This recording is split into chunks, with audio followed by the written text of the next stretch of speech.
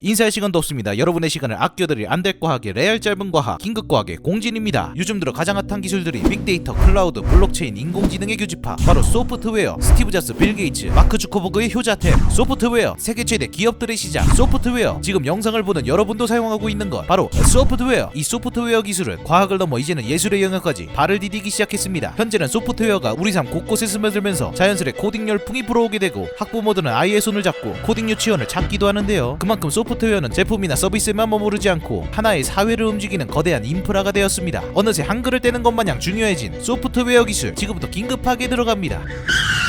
컴퓨터가 등장하면서 인간과 기계의 상호작용은 그 거리를 대폭 좁힐 수 있었습니다. 우리는 컴퓨터에 생각을 저장할 수 있고 다른 사람의 생각을 볼 수도 있습니다. 컴퓨터를 통해 일종의 대화를 나누는 셈이지요. 그 후 등장한 스마트폰 또한 인류 역사상 인간과 가장 가깝게 의사소통을 하는 기기가 되었습니다. 중요한 건 이 모든 일이 가능한 이유의 중심에는 결국 소프트웨어가 있다는 것입니다. 소프트, 부드러운, 그리고 웨어, 제품의 합성인 소프트웨어란 쉽게 말해 컴퓨터 프로그램을 말합니다. 실체가 있는 기계 장치인 하드웨어에 대응하는 개념이죠. 기계를 움직이게 하는 명령어들이 모인 것이고 하드웨어를 제어하기 때문에 중요합니다. 아무리 훌륭한 CPU와 그래픽카드 같은 하드웨어가 있더라도 소프트웨어가 없다면 아무런 역할을 하지 못하는 뇌와 다를 바가 없는 것과 같죠. 우리가 컴퓨터에 명령을 전달하면 소프트웨어 인터페이스가 컴퓨터에게 컴퓨터가 알아들을 수 있는 용어로 바꿔줍니다. 소프트웨어가 갑자기 떡하니 등장한 것은 아닙니다. 컴퓨터는 없지만 컴퓨터의 원리에 대한 아이디어가 태동하던 시절 2차 세계대전을 거쳐 튜링머신이라는 아이디어가 여러 과학자들에게 퍼지기 시작했고 그 원리를 토대로 컴퓨터가 발명되기 시작합니다. 문제는 저장장치였습니다. 진공관이 그 역할을 했으나 진공관으로 대체하기에는 공간이 턱없이 부족하고 비용은 어마무시했습니다. 그래서 우리가 컴퓨터에게 전달하고 싶은 데이터를 카드에다가 예쁘게 이진법 스타일로 구멍을 내서 전달하는 청분 카드도 있었지만 해도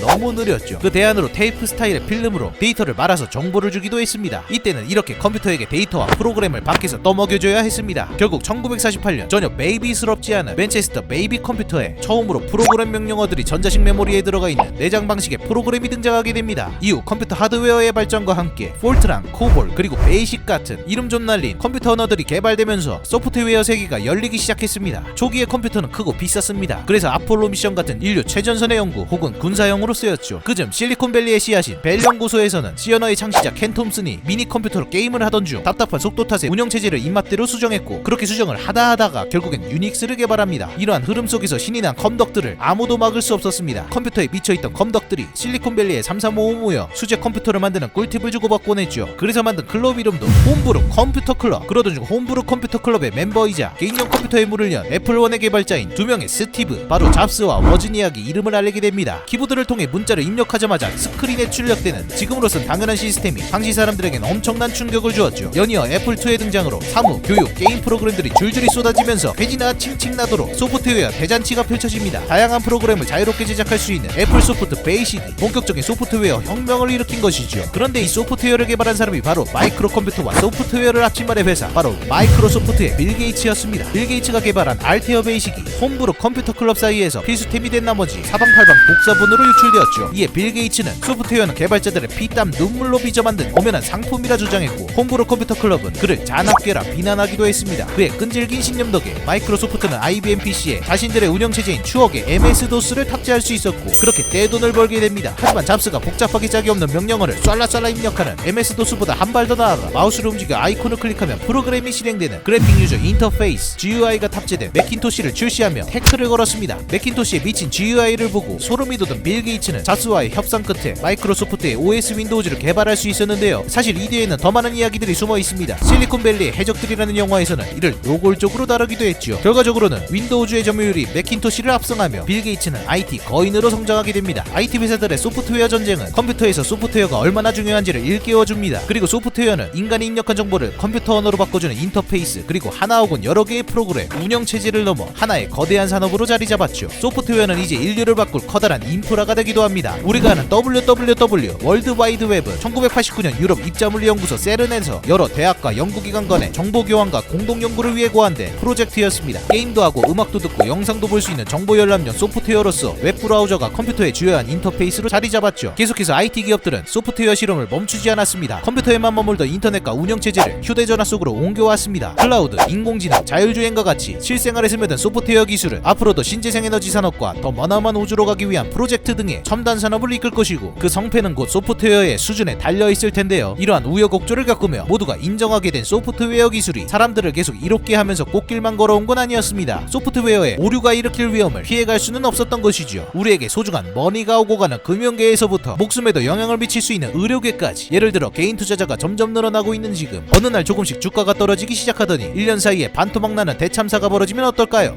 상상만으로도 현기증이 올 지경인데요. 그런데 1982년 밴쿠버 증권거래소 모든 종목의 매도가를 기준으로 산정한 주가지수는 1000, 그로부터 2년 후 이 주가지수는 520이 되었답니다.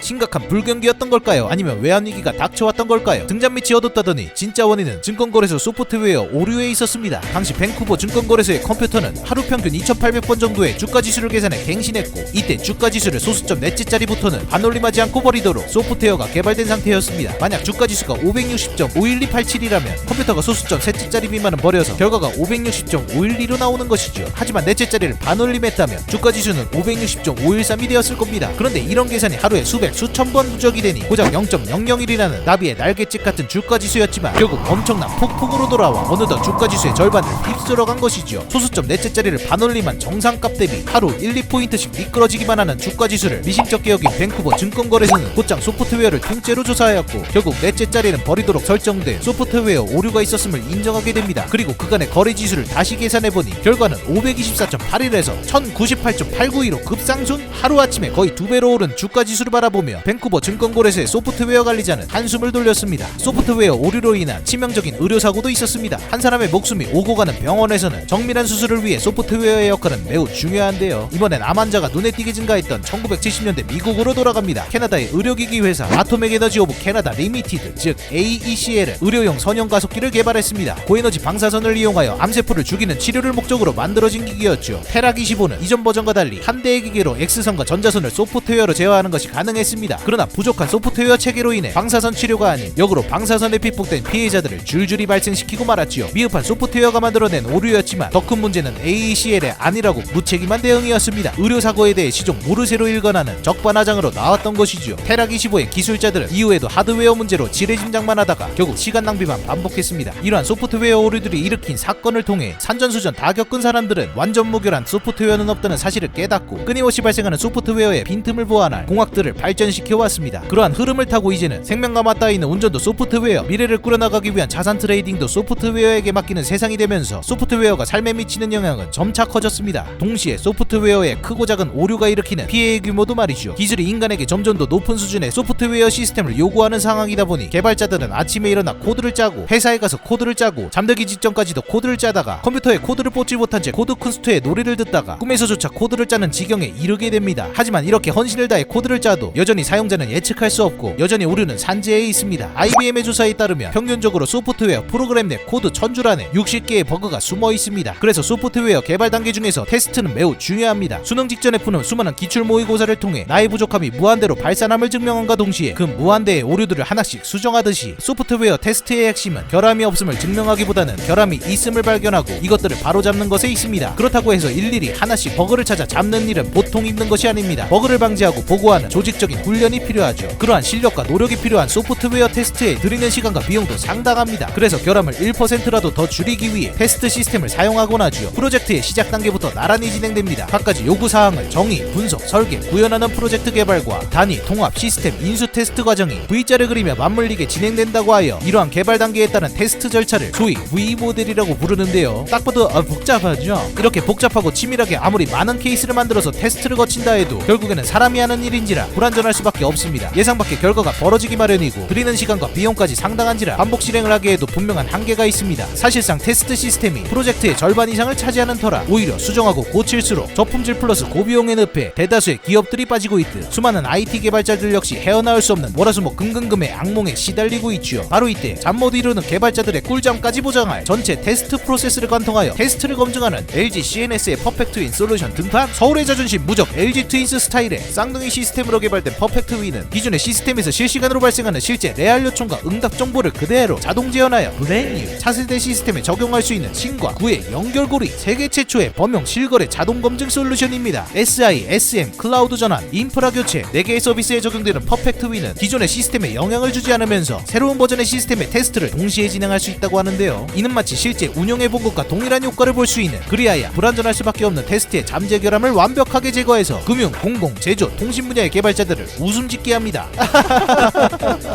6개국의 특허 출원이 되어 있는 세상에 없는 세계 최초의 솔루션, 무적 LG CNS 퍼펙트 윈. 이렇게 LG CNS의 퍼펙트 윈과 같이 다양한 기업 그리고 국가에서는 4차 산업혁명 이후에 새로운 혁명을 주도하기 위해 소프트웨어 산업에 열중하고 있습니다. 모든 산업의 기반이 되는 영차 산업이 될 소프트웨어. 스티브 잡스는 한 인터뷰에서 왜 유명한 아티스트들과 있을 때보다 9살 소년과 있을 때 더 행복해 보이냐는 질문에 이런 말을 남겼습니다. 늙은 사람은 앉아서 이게 뭐야 라고 묻고, 소년은 이걸로 뭘 할 수 있지라고 묻는다. 여러분들은 눈앞에 쏟아지는 소프트웨어 기술을 두고 어떤 질문을 던지시겠습니까? 인간을 위한 도구로서 만들어진 소프트웨어를 제대로 이해하고 사용하는 사람은 어찌 보면 자신의 삶의 가능성을 극대화할 수 있지 않을까요? 특별한 소프트웨어가 바꿔줄 특별한 미래, 그리고 그 소프트웨어를 이해하는 나 자신이 또 다른 가능성을 펼칠 날을 고대하면서 지금까지 우리들의 시간을 유용하게 아껴줄 LG CNS와 함께 보다 핫한 과학, 긴급과학의 공진이었습니다. 보시고 도움이 되셨다면 아래에 댓글 꼭 남겨주시고요. 그리고 잊지 마시고 구독과 좋아요 꾹 눌러주시기 바랍니다.